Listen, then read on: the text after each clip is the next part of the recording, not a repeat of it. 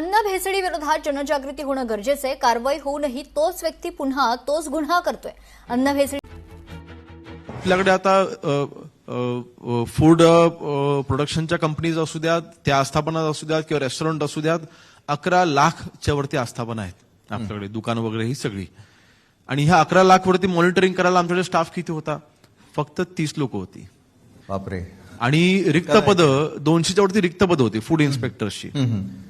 ती पहिल्यांदा आम्ही ती रिक्त पदं आज आम्ही भरून घेतलेली आहेत. कमीत कमी 1000 दुकानांच्या मागे जे रेस्टॉरंट असू द्या किंवा दुकानं असू द्या, त्यांच्या मागे एक तरी फूड इन्स्पेक्टर कंपल्सरी असलं पाहिजे. त्या दृष्टीने 1000 फूड इन्स्पेक्टर आता आपण तिथे रिक्रूट करतोय, म्हणजे आपण ते पद आपण निर्माण करतोय. क्या बात आहे. आणि दुसरी गोष्ट, लॅब आमच्याकडे आता ज्या 3 लॅब आहेत, एक मुंबईला आहे, छत्रपती संभाजीनगरला आहे आणि एक नागपूरला आहे.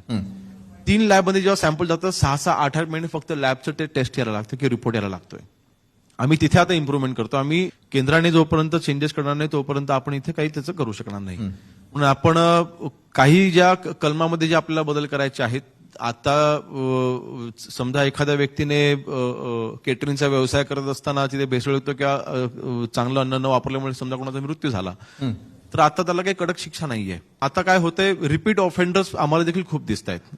त्याला एखाद्या व्यक्तीवरती आम्ही आज कारवाई केली, पुन्हा 2 महिन्याच्या तोच व्यक्ती बाहेर येतोय, एक 10 दिवसामध्ये त्याला बेल मिळते आणि तो पुन्हा तोच गुन्हा करतोय. बरोबर. गुटख्याच्या बाबतीमध्ये देखील या गोष्टी आम्हाला वारंवार आढळतात महाराष्ट्रामध्ये. म्हणून आम्ही कायद्यामध्ये हा 100% बदल झाला पाहिजे या मताचे आम्ही आहोत.